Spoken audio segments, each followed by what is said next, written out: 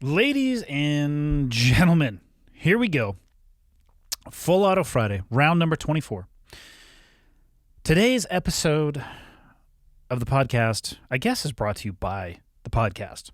People have been hitting me up left, right, and center. When am I going to replace the inventory? When am I going to have some new shirts? Let me be totally honest, all right? I'm not a creative individual, and when it comes to design stuff, I suck. So I rely on a man that we shall call Alan to come up with the designs. And he has done so. So for the first time, I now have long sleeve shirts. White one, a black one. I did a tan short sleeve shirt, a blue sweatshirt with like a variety of colors in both black and gray. Basically, all of the apparel for the podcast is back in stock. So if you're one of those people that has hit me up and said, hey, get some more shit, well, I did. Alan came through. If you don't like the colors, hit me up and I'll give you Alan's email and you can complain to him directly. And that's really it. So go to clearedhotpodcast.com, click on the shop tab and get one if you want, or don't if you don't. Holidays are right around the corner.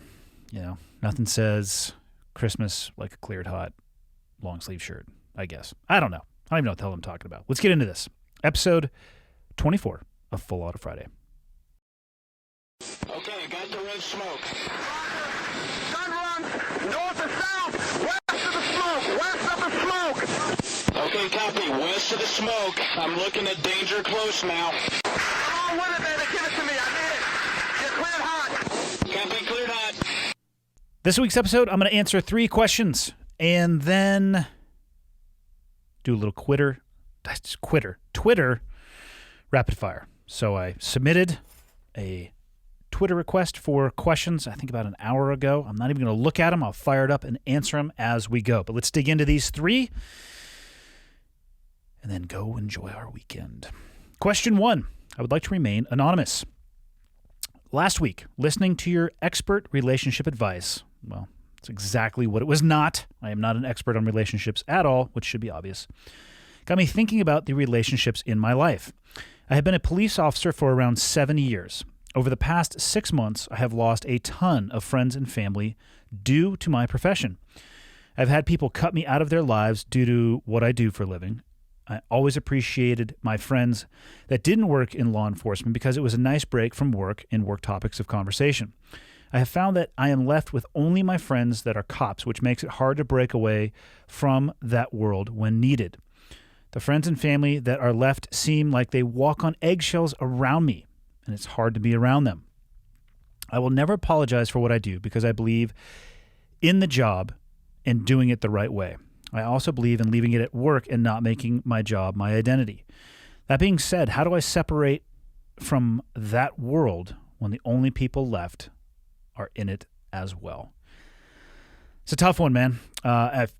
I feel you on this, and I'm not assuming your gender because I can actually read your name right here. And I know you're a dude. So I feel you. I think, though, that you have already recognized some key things. Having a work-life balance. I have friends who are in law enforcement here, and one of them specifically spoke to me at length about the need to have people outside of his profession as a friend group. And I couldn't agree with it more. And I look back at my old job, and I think that those individuals are critical to give you some context outside of your purely professional sphere. Because if you only hang out with people that you work with, guess what you talk about all day long, every day at every conversation? That's right, you talk about work. And it's almost like curating your social media feed or wherever you get your news from. It starts to become a bubble of very similar ideas, in my experience at least, and that reduces the overall context and awareness you have of the world around you. So you've already identified that. Friends and family. What makes somebody family? I've asked myself this question throughout my life. Does it really have anything to do with the blood that is coursing through your veins or the DNA that genetically ties you to another human being? And my answer to that, where I land, is no. I am of the belief now that people are your family based on how they treat you, not whether or not you share DNA or parents. Because if somebody that you are related to is a miserable and horrible human being and they treat you like shit at every opportunity, why do you need to put up with that? Because of their title? Because they're technically your family? I say no. I say that you don't need to do that. Perhaps give them one or two more opportunity that you would not extend to a stranger.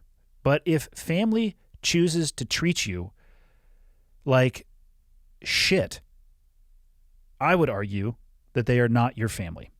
And friends, the same thing. It's a title.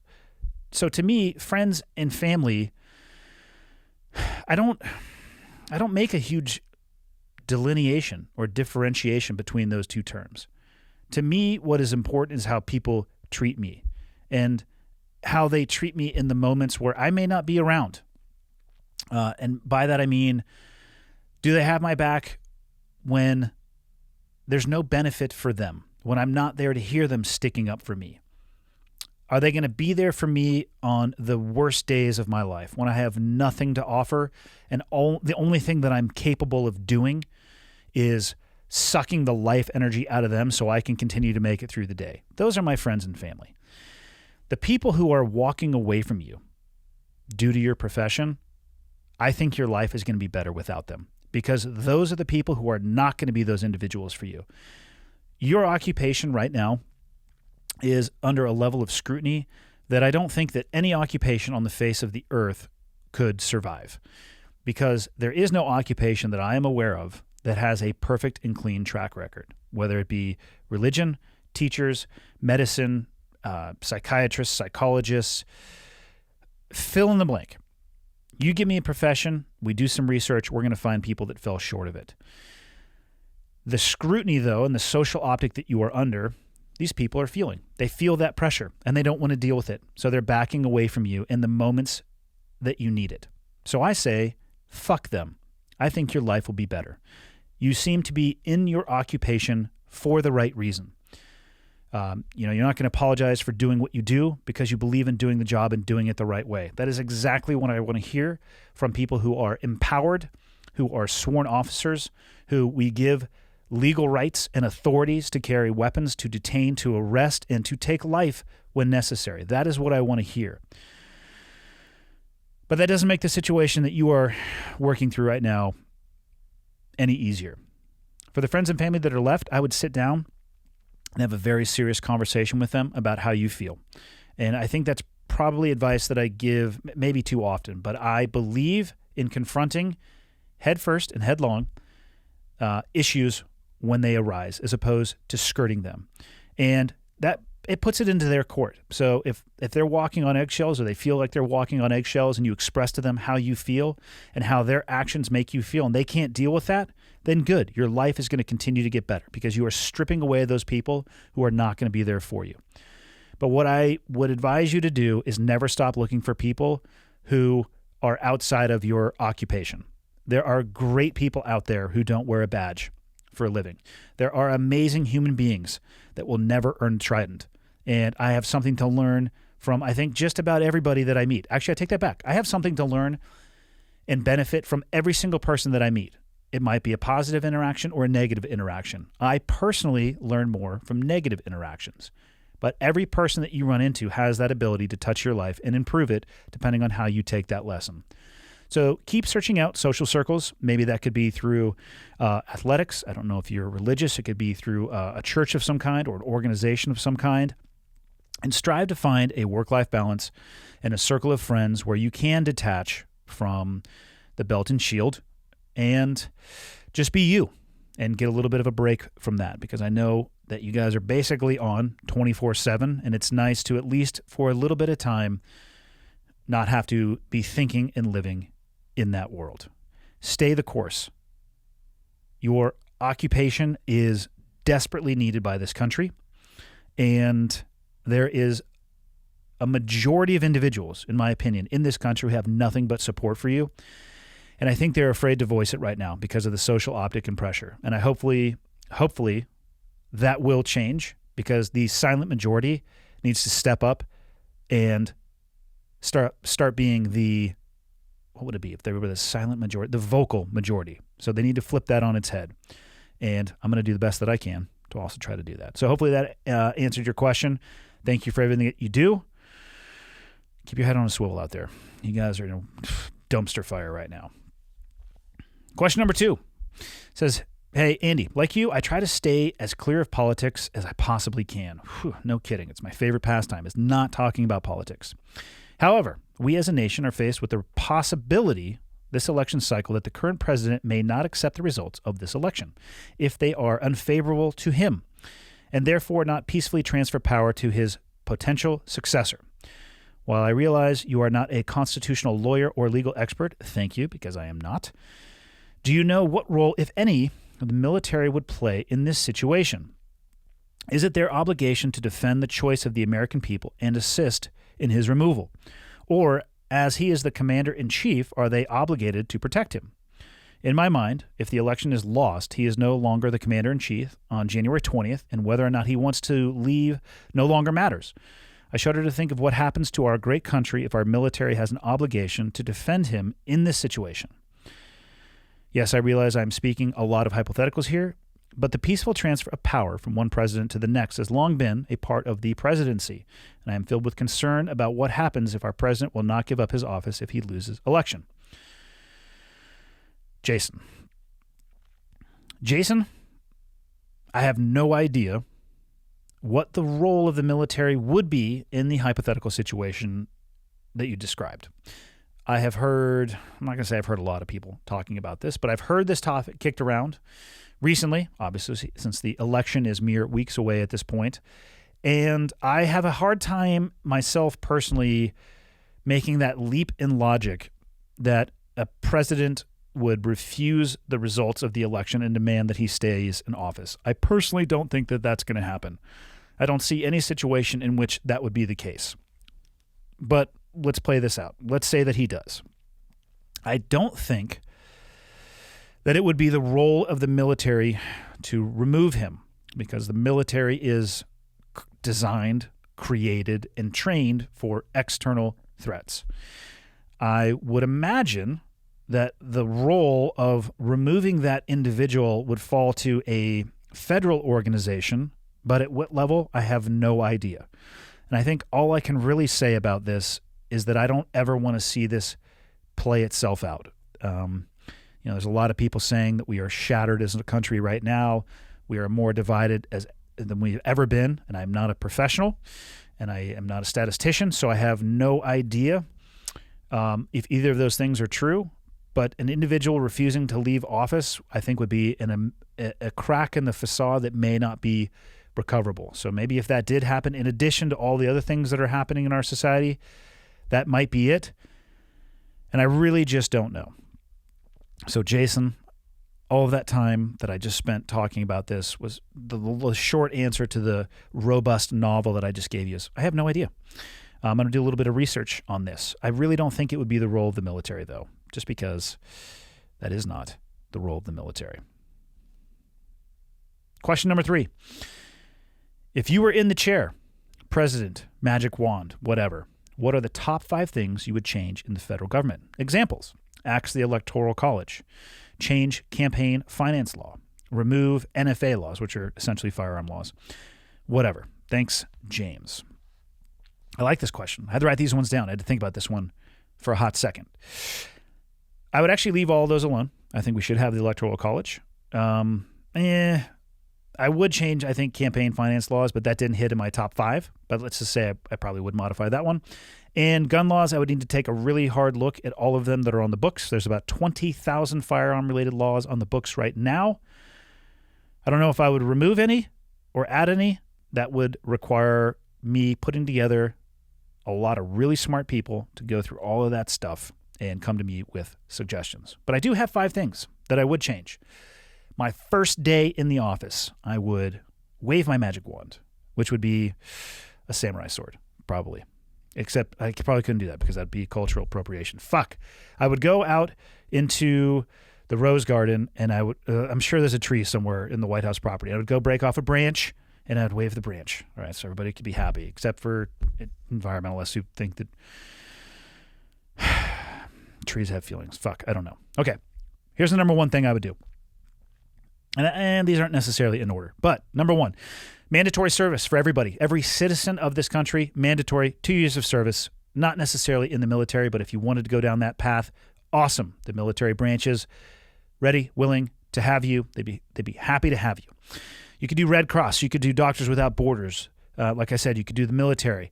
We could put together a panel of people to look at options for people to take, and you're going to serve something other than yourself for 2 years.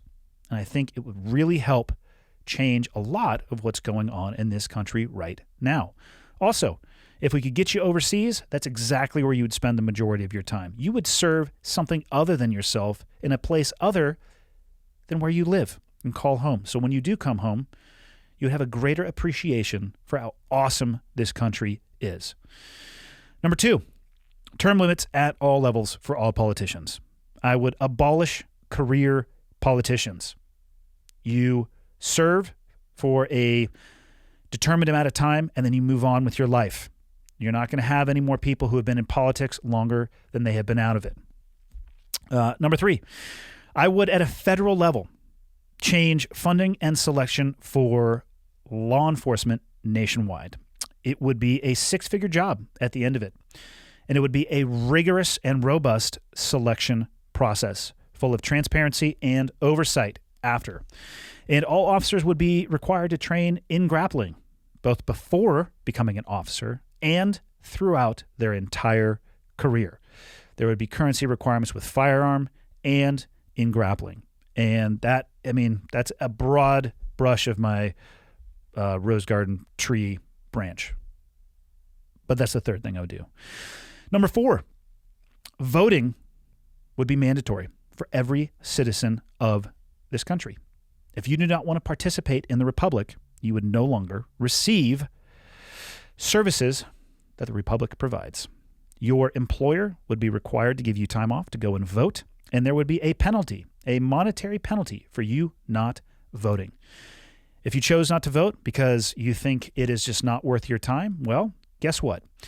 When you need services that your state and federal government provide, they would no longer be available to you. Because if you can't find it to pull your head out of your ass in an election cycle and put your hand on the wheel and participate in the future of this country, then perhaps the country doesn't owe you nearly as much as you think they do.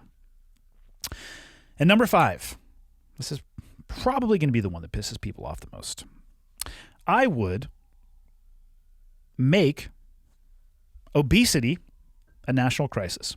I would treat obesity with the same level of scrutiny and seriousness as we are treating COVID-19 right now. It's a national emergency. And for the vast majority of people who are obese in the United States, I'll let you Google for yourself. Actually, Google two things. Google the threshold for obesity when it comes to body fat. And then I want you to Google what it was 10 years ago, 20 years ago, and 30 years ago. And what you're going to find is that those numbers have increased over time. And then I want you to Google the number of people who are considered obese in the United States right now. And think about for a minute whether or not you think that's a national emergency.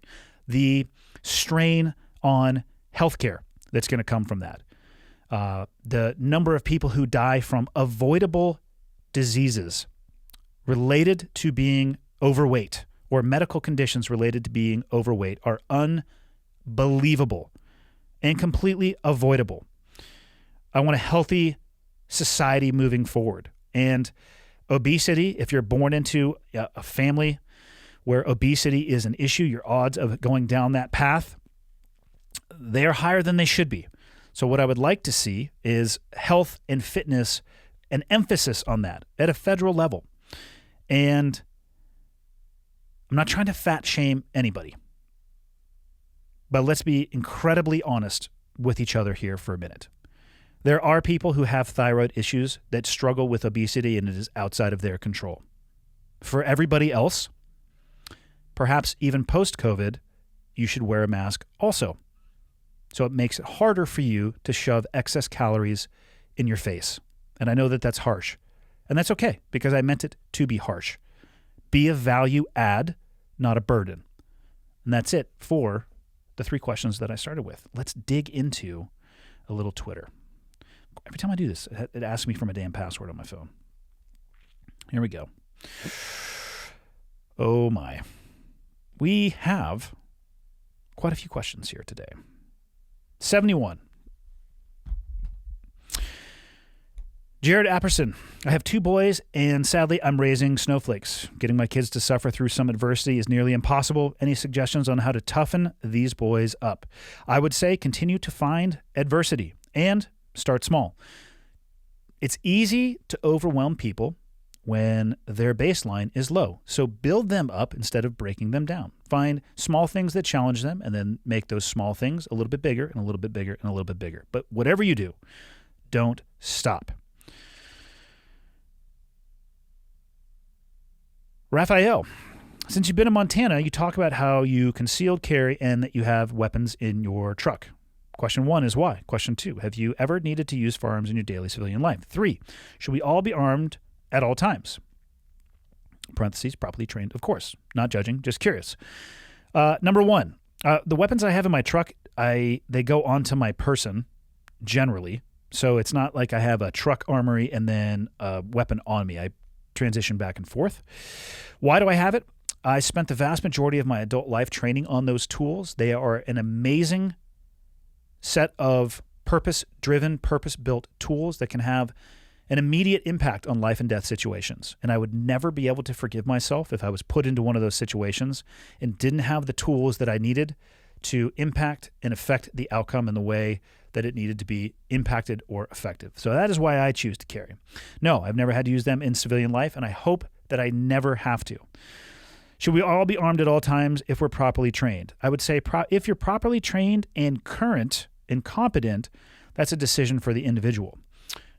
Obviously, respect state and federal laws. There's places that you cannot take weapons, even if you have a concealed carry permit, in situations where you still cannot carry, one of the main ones being consumption of alcohol.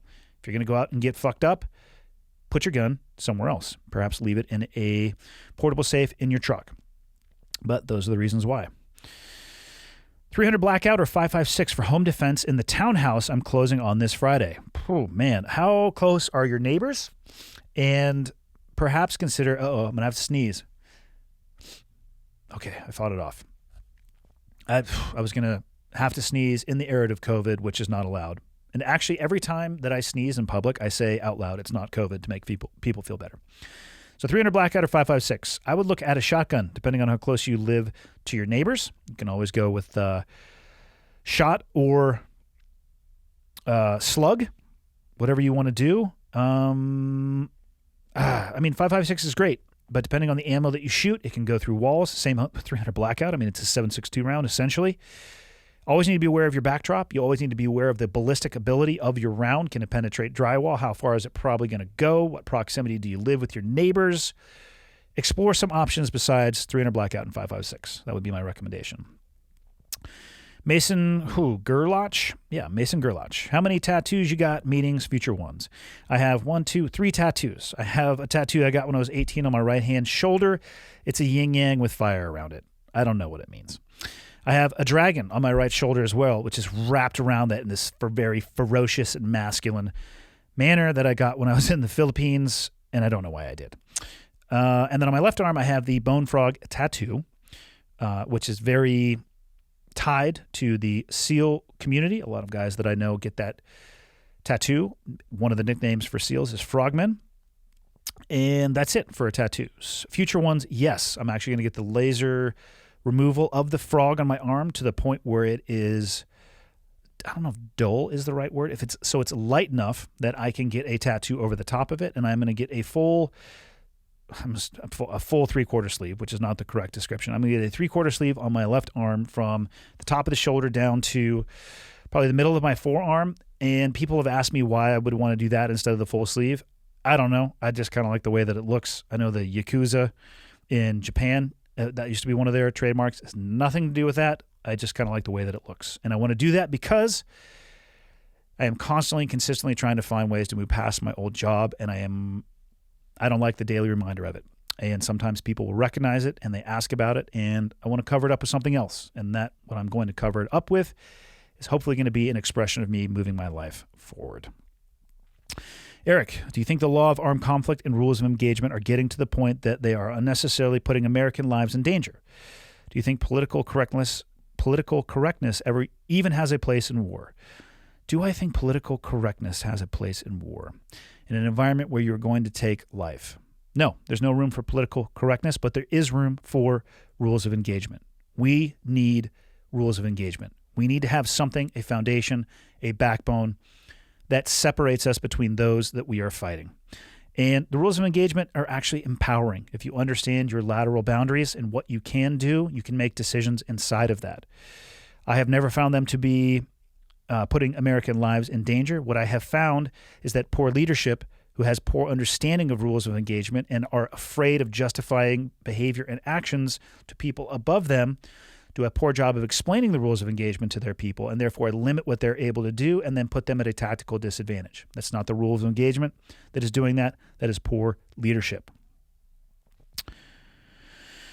2 more, and then we are going to be done. Are you going to compete in Jiu Jitsu? If you are, gi or no gi? And that was from Gregory Ensley. Yes, I actually had planned to compete in 2020. And yeah, that's not happening. There's a couple competitions going on right now, but there used to be a bunch very local, like driving distance, and I'm just going to wait until they come back. I would do both. I would like to do gi or no gi. I don't spend 50-50 going gi or no gi. I'd say it's 80-20, 75-25, but I like both. And I could care less about the actual competition results. What I really like is the idea of slapping and bumping, which it's like you do a high five and you bump fists and then you start the roll or the match. I like the idea of doing that with somebody that I have no idea their experience level or their A game, because I roll with a lot of the same people at the gym, and it's not that you know what they're going to do. You just develop a level of comfort with their game. And I would like to test myself against people who are trying to test themselves against me so I can get a better idea of where my personal jiu-jitsu is at. How to avoid burnout as a pro athlete? I have no idea. I am not a pro athlete. Sean Fulkerson, is it possible to be straight and be a U.S. Navy SEAL? Jury is still out on that one. I'd say for most guys, it's a coin toss. Last question. Machine Gun Noise. It's a hell of a username. What's the hardest non-military thing you've had to go through, and how did you handle it? This one's easy. Divorce, hands down, is the hardest thing potentially I've had to do in my life. How did I handle it?